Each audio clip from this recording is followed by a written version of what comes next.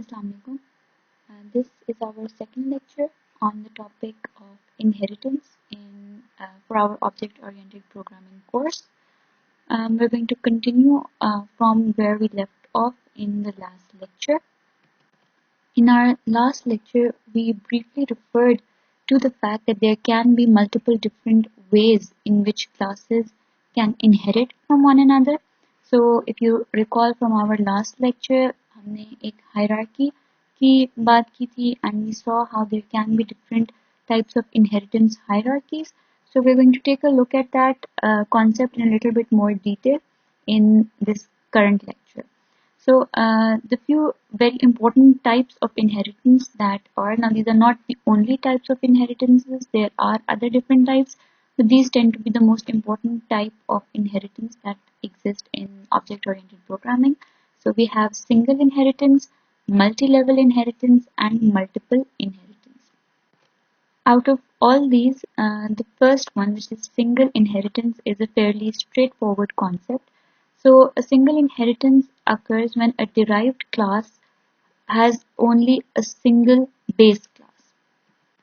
So in the case of single inheritance, you have a single parent class and from that you derive a child class. So here we have class A, which is acting as a parent class, and class B, which is the child class or the derived class. So if we were to take a look at a very simple example of a code based on single inheritance. So let's say I have a base class which I have called class animal, and it has a private data member of type string, which is name, and then I have two public data members which are integers. So I have an integer tail and I have an integer legs. From that I have derived a child class. So class animal in my code here is my parent class or my base class, and from that I am deriving a subclass which I have called dog. So my subclass is being derived publicly from my base class. So in my derived class, I only just have a public data member function. So that's a void action which only has one single cout statement. So if I refer to my main function, I have first created an object of my derived class. So this dog class was my derived child class.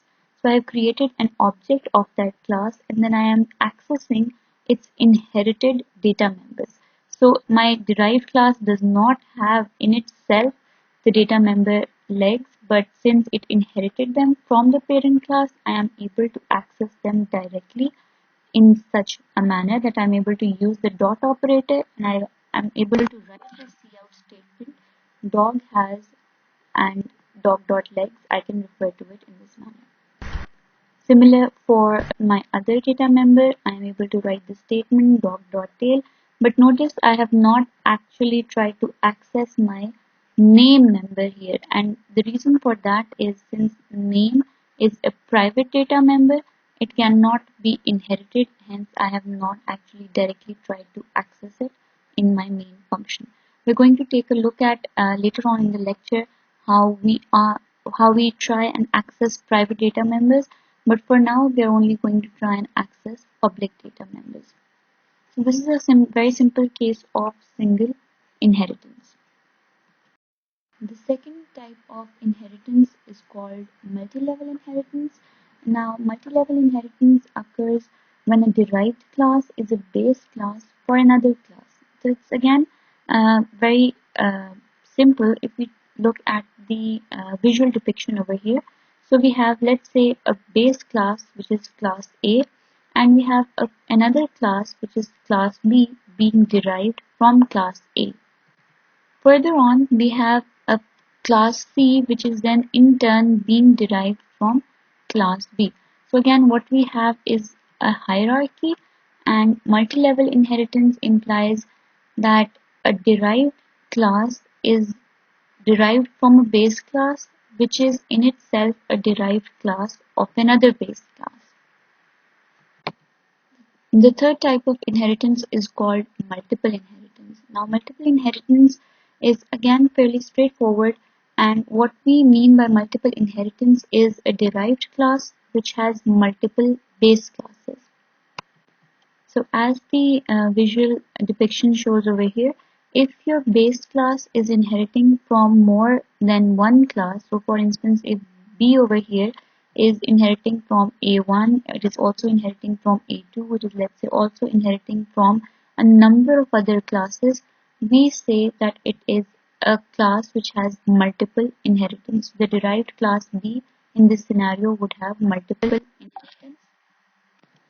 So while this is a fairly straightforward concept, there are a few things that we have to keep in mind whenever we are working with multiple inheritance. And one of those uh, problems which may occur is the fact that it is entirely possible that two base classes from which B is being derived may have similar data members, or I should say same data members or same member functions. कहने का मकसद ये है that we have to be very careful कि in this scenario B, when it is inheriting from A1 and it is also inheriting from A2, we have to make sure कि ऐसा ना हो कि A1 के अंदर भी कोई एक डेटा मेंबर हो जिसका नाम let's say लेंथ हो, और A2 के अंदर भी एक डेटा मेंबर हो जिसका वही नाम हो लेंथ, या इनफैक्ट इनमें कोई ऐसे फंक्शंस हों जिनके नेम्स एग्जैक्टली सेम हो.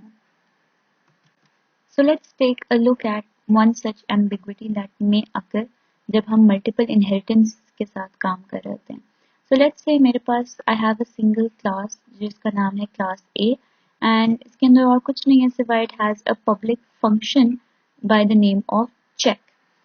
Similarly, I have another class which is a derived class which is called class B, which is publicly being derived from class A. Then I also have a third class, class C, which is once again being publicly derived from class A.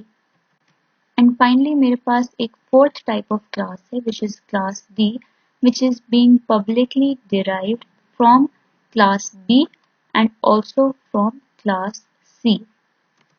So in fact इस example में हमें दोनों की example मिलती है, multi level inheritance की भी और मल्टीपल इनहेरिटेंस की भी. मल्टी लेवल इसलिए क्योंकि जब हमने क्लास डी को पब्लिकली डिराइव किया है क्लास बी से, we see that class B itself is a derived class of class A. Similarly, it is also being derived from class C, which is once again itself being publicly derived from class A. So this could be an example of multi-level inheritance, and the fact कि class D को मैंने दो different base classes से inherit करवाया, that is an example of multiple inheritance. However, इसमें the problem occurs जब हम let's say मैं main में अपने एक D class का जो मेरी derived final derived class है उसका एक object create करती हूँ, and then I try and access the check function using D, the dot operator and check. The problem for the compiler at this point is कि जब आपने d.check लिखा है, where is this check function located? Where is the compiler supposed to look for this check function? क्या ये b का check function है या ये c का check function है या in fact क्या ये a का itself check function है? अब क्योंकि ये भी inherited थे, ये check functions class b और class c के अंदर भी पास हुए हैं, और फिर हमने जब क्लास डी क्रिएट की है तो इसके अंदर भी इसकी एक कॉपी मौजूद है. कॉपी नहीं कहना चाहिए, यानी इनके अंदर भी इनहेरिटेड फॉर्म में ये चेक फंक्शन अवेलेबल है. So the confusion arises that where should the compiler look for this check function, और in fact which version of the check function is the compiler suppose to access जब आप इसको D dot check करके access करने की कोशिश कर रहे हैं. So this is just one example of the type of coding pitfalls that we have to be careful of जब हम multiple inheritance के साथ काम कर रहे होते हैं. So here's a very simple, straightforward example of multiple inheritance. I have a class which is called base1. Again, it has no data members, only a member function जिसके अंदर मैंने एक cout statement लिखी हुई है, function of base1. Similarly, I have another class जिसको मैंने base2 कहा है, and again it has nothing other than a public function which is function base2, and it has a cout statement which says function base2. Now I create a third type of derived class जो कि दोनों इन base classes से derive होके बनी है, यानी हमारा multiple inheritance का कॉन्सेप्ट यहाँ पे आ गया, where this derived class is being derived from base 1 and also from base 2. And this derived class has everything जो इन base classes में है, and also it has another function which is function derived, and it has another cout statement of function derived. So what I am able to do now in my main function is, if I were to create a derived type object, I am now able to access all three types of function using my derived type object. I am able to say derived dot function base 1 because this is my derived class is being publicly derived from base 1. So base 1 के जितने भी functions हैं वो अब इस derived class के अंदर भी exist करते हैं, meaning यहाँ पे एक और function base 1 भी है जो यहाँ exist कर रहा है. So I can do derived dot function 1 भी मैं कॉल कर सकती हूँ. Similarly, I can also call function base 2 again for the reason कि मेरा ये derived class जो है वो base 2 से भी publicly derived हुई है.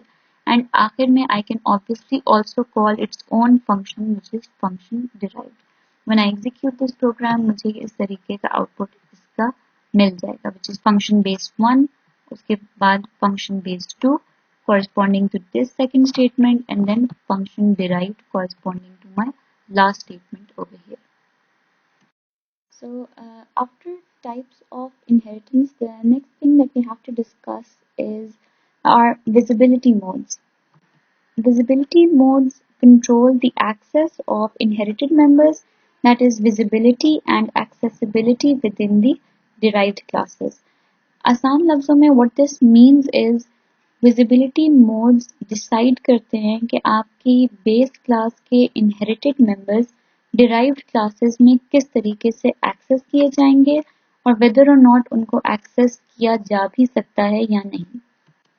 सो एवरी टाइम जब हम एक पेरेंट क्लास से एक चाइल्ड क्लास क्रिएट करते हैं, हम उस इनहेरिटेंस रिलेशनशिप के लिए कोई एक विजिबिलिटी मोड डिफाइन करते हैं जो अब तक हम एज पब्लिक यूज करते आए थे, राइट. जब भी हमने कोई इनहेरिटेड क्लास क्रिएट की है तो हमने हमेशा पब्लिक वाले कीवर्ड के साथ क्रिएट किया.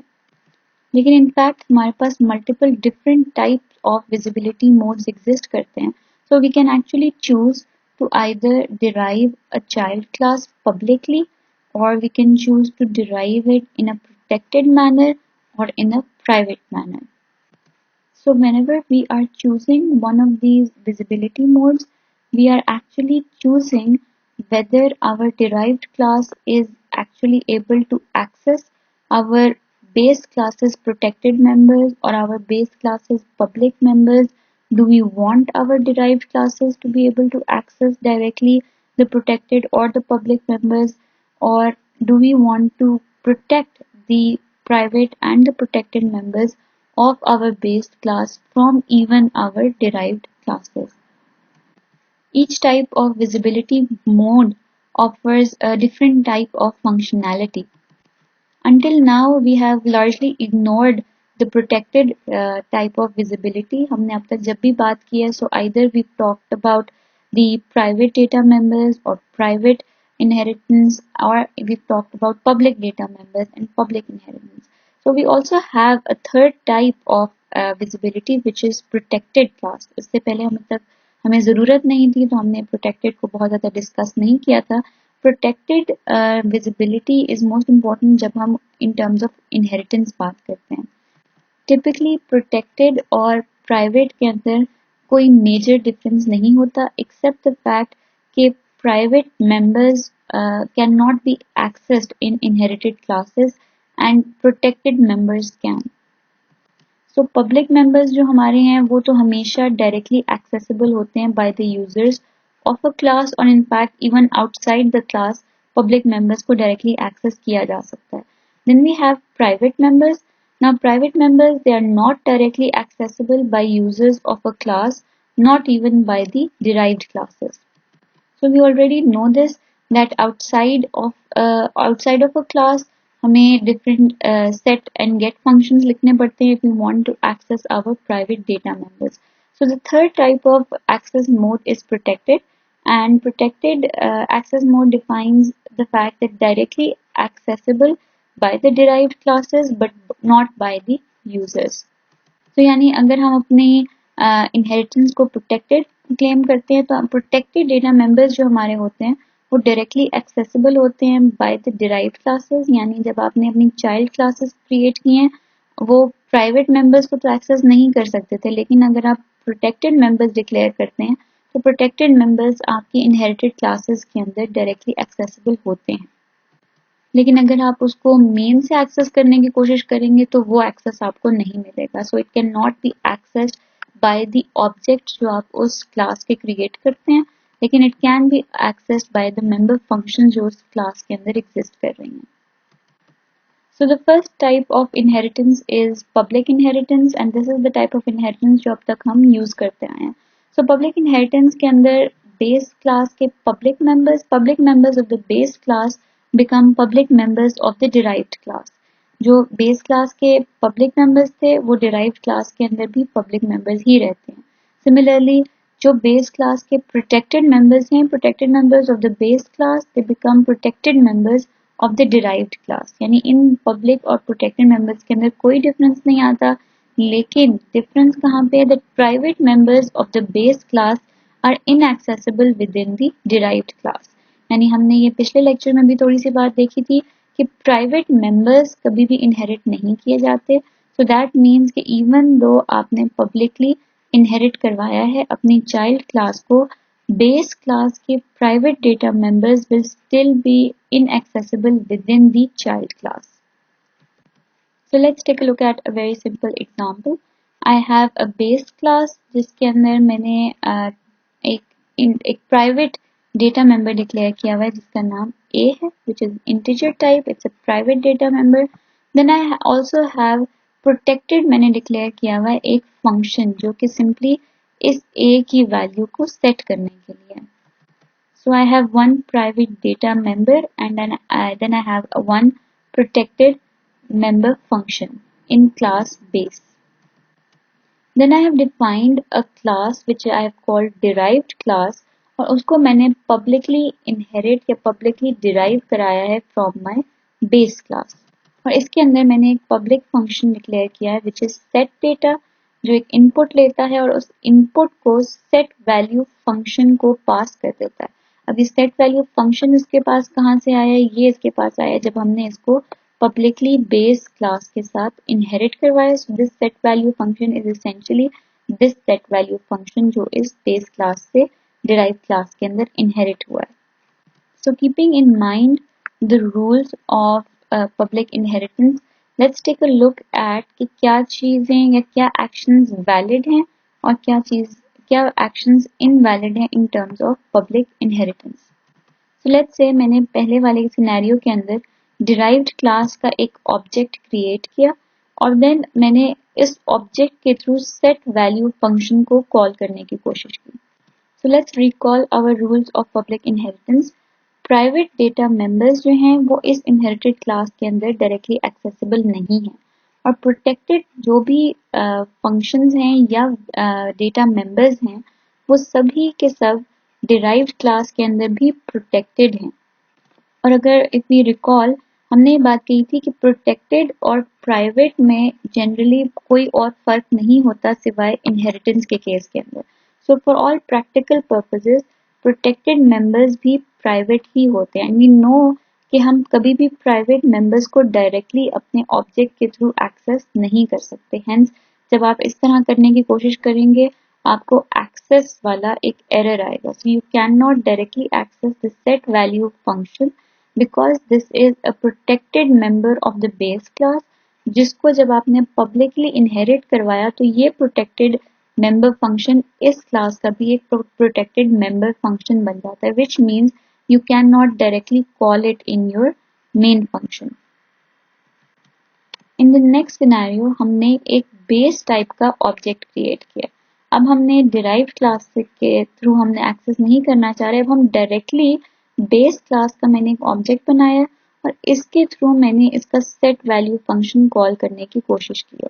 So again I run into the same problem. ये जो सेट वैल्यू फंक्शन है ये इस क्लास का एक प्रोटेक्टेड मेंबर फंक्शन है जिसको मैं डायरेक्टली अपने मेन के थ्रू या मेन में किसी ऑब्जेक्ट के थ्रू एक्सेस नहीं कर सकती।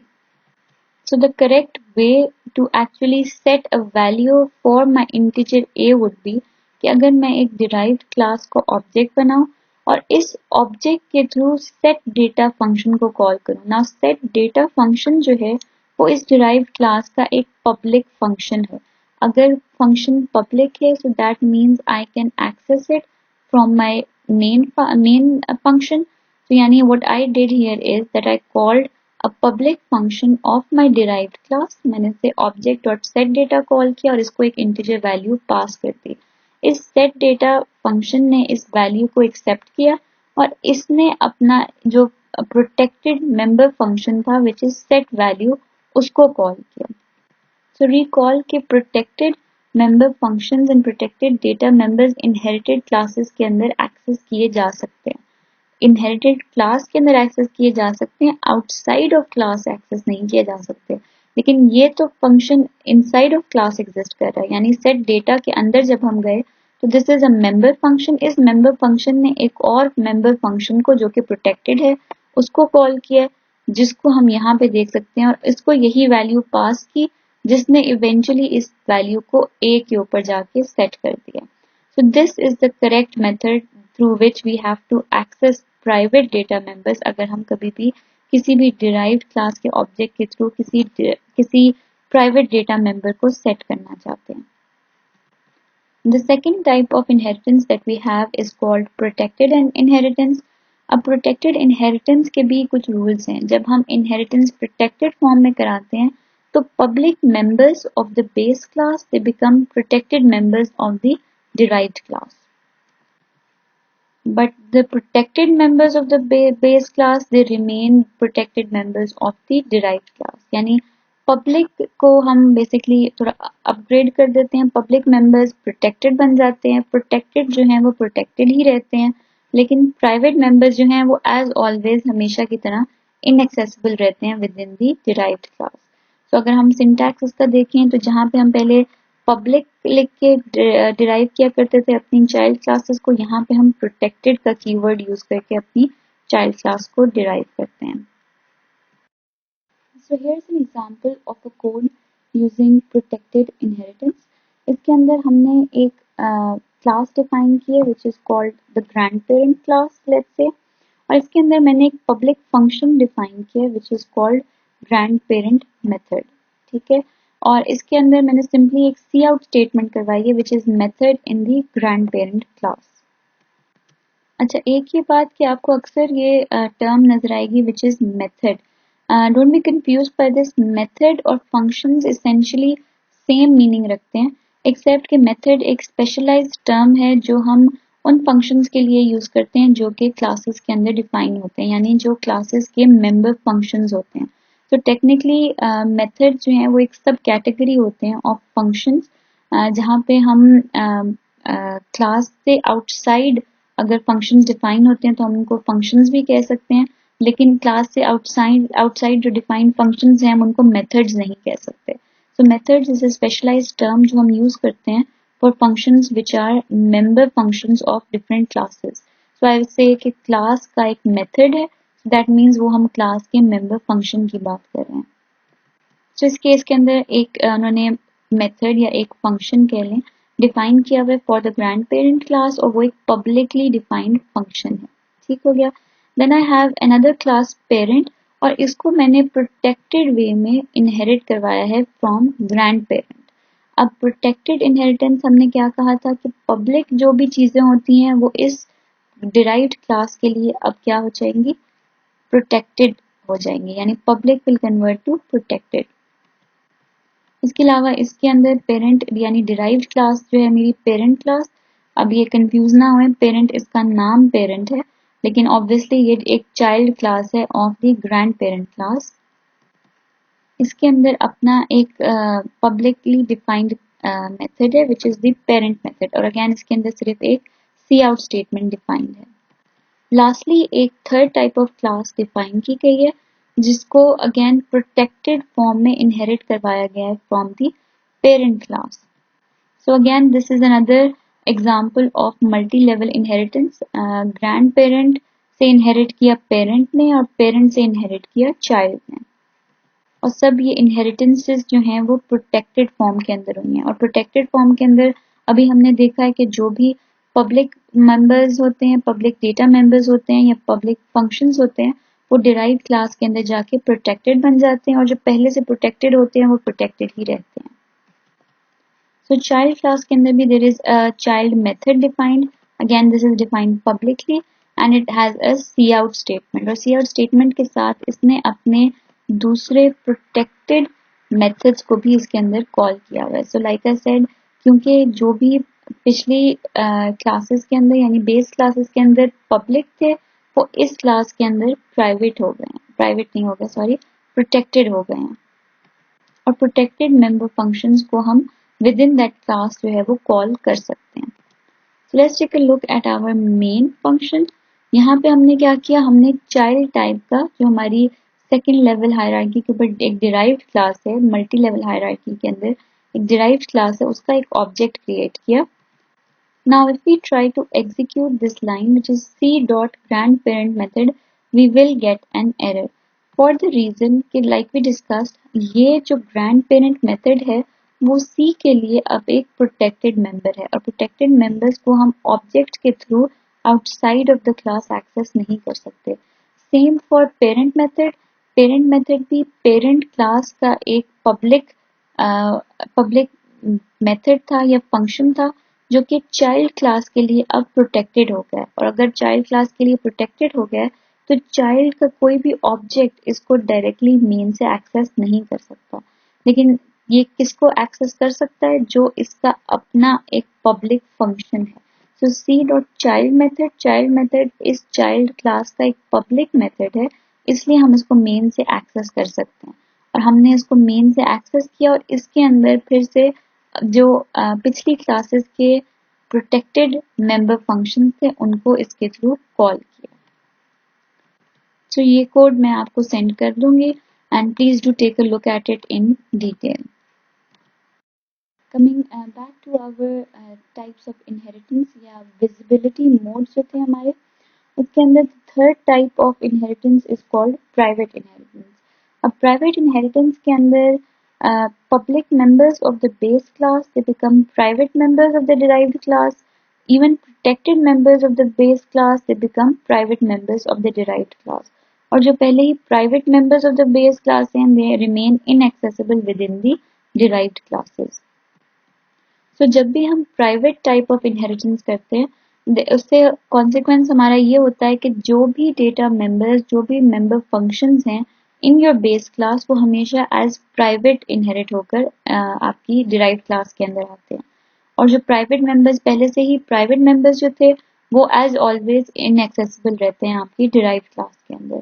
सो पिछली केसेस के अंदर जहाँ पे हम पब्लिक और प्रोटेक्टेड का कीवर्ड यूज कर रहे थे फॉर आवर प्राइवेट इनहेरिटेंस, हम अपने कोलन के बाद प्राइवेट का कीवर्ड यूज करते हैं whenever we want to inherit privately.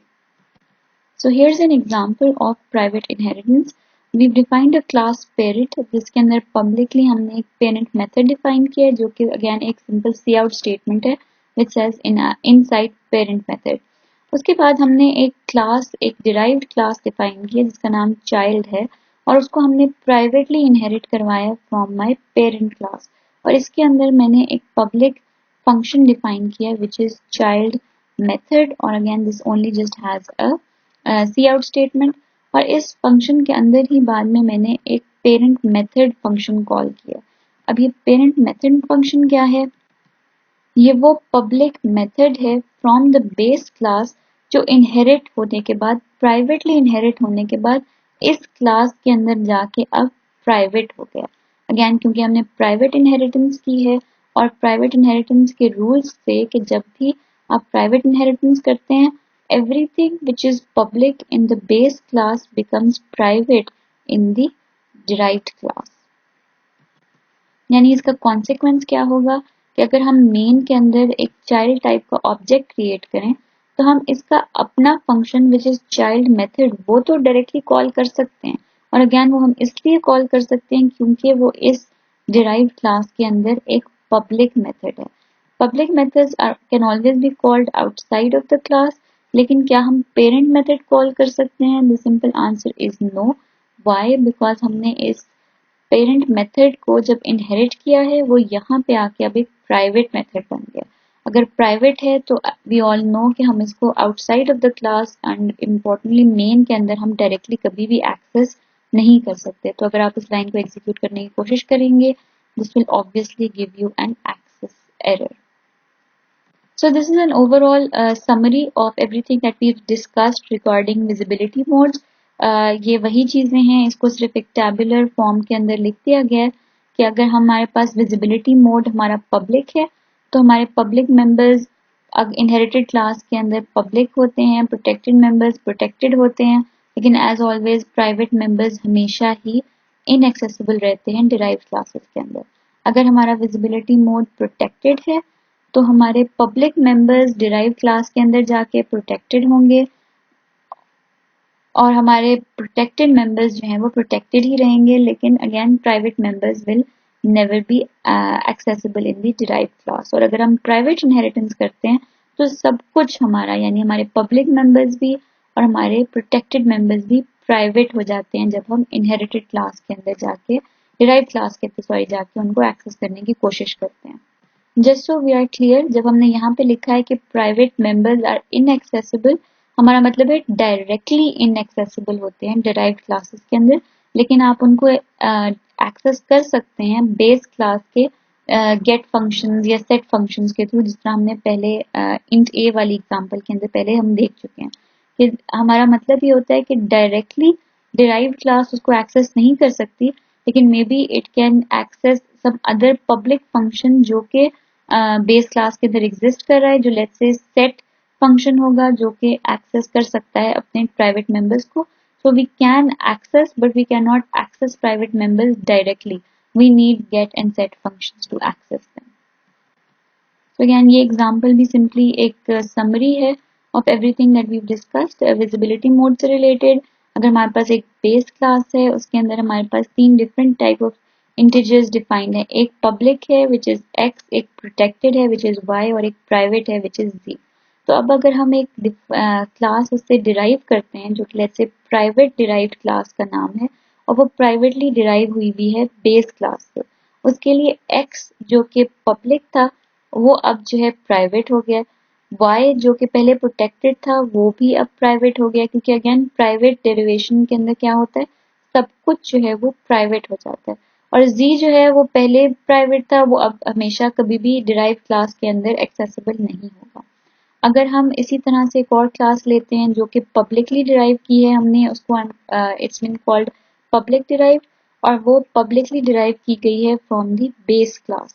उसके लिए पब्लिक डेरिवेशन के अंदर क्या होता है, पब्लिक जो कुछ भी था वो यहाँ पे भी पब्लिक है, y जो कि प्रोटेक्टेड था वो अब भी प्रोटेक्टेड ही है, और z जो कि प्राइवेट था वो एज ऑलवेज इनएक्सेसिबल है हमारी डिराइव क्लास के अंदर। और अगर third case is the protected type of derivation, उस केस के अंदर हमने प्रोटेक्टेड डिराइव नाम दिया अपनी क्लास को और उसको बेस क्लास से प्रोटेक्टेड फॉर्म में इनहेरिट करवाया। और अगर प्रोटेक्टेड फॉर्म में हम इनहेरिट कराते हैं तो क्या होता है कि जो भी कुछ पब्लिक था आपकी बेस क्लास में विच इज x यहाँ पे आके अब प्रोटेक्टेड हो गया, y प्रोटेक्टेड था वो भी अब प्रोटेक्टेड ही है, और z एज ऑलवेज इनएक्सेसिबल है हमारा from this derived class. So lastly once again a reminder कि जब भी हम इनहेरिटेंस करवा रहे होते हैं तो इनहेरिटेंस जो है वो according to whatever visibility mode you have selected वो तमाम बेस क्लास के फंक्शंस और बेस क्लास के डेटा मेंबर्स को आगे पास ऑन कर देता है इन डिफरेंट फॉर्म्स, या तो प्रोटेक्टेड फॉर्म में या प्राइवेट फॉर्म में या फिर पब्लिक फॉर्म में। लेकिन it is very important to always remember कि कंस्ट्रक्टर्स, डिस्ट्रक्टर्स और कॉपी कंस्ट्रक्टर्स और जो भी कुछ बेस क्लास में इस तरह की चीज डिफाइंड है कंस्ट्रक्टर्स डिस्ट्रक्टर्स फॉर्म में, वो कभी भी आगे फॉरवर्ड नहीं होती। Similarly overloaded operators of the base class, जो भी अगर आपने कोई खास टाइप ऑफ ऑपरेटर्स हैं जैसे इक्वल, प्लस, व्हाटएवर, अगर आपने उसको किसी एक क्लास के लिए ओवरलोड किया हुआ है, वो भी डिराइव क्लास को पास ऑन नहीं होते।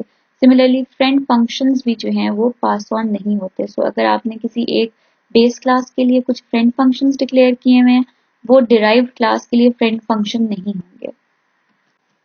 So this concludes our second lecture on inheritance. I will be uploading several sample codes alongside this lecture. So please do take a look at it and very carefully try to replicate it yourself. And if you have any questions regarding this lecture, please note them in the comments and I'll try and answer them as soon as possible. Okay, ji, Allah Hafiz.